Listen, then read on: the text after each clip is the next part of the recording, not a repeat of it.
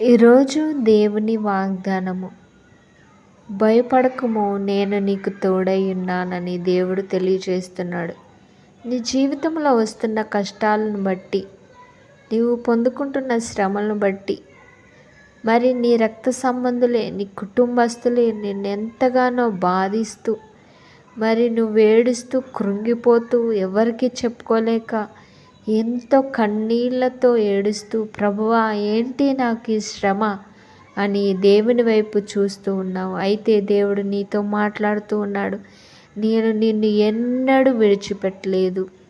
చూడండి, దానియేలు సింహాల బోనిలో వేసినను సింహాలు మరి గర్జిస్తూ ఉన్నాయి, అయినా దానియేలును కాపాడిన దేవుడు నీకొచ్చిన సమస్య నుండి, నిన్ను బాధిస్తున్న వారి నోటి నుండి నిన్ను విడిపించి క్షేమముగా బయటకు తీసుకొస్తాడు. అప్పుడు వారందరూ సిగ్గుపడతారు, దేవుని నామము హెచ్చింపబడుతుంది. కాబట్టి భయపడకు, ఆయన నిన్ను చూస్తూ ఉన్నాడు. దిగులు చెందకు, గొప్ప కార్యం జరుగుతుంది.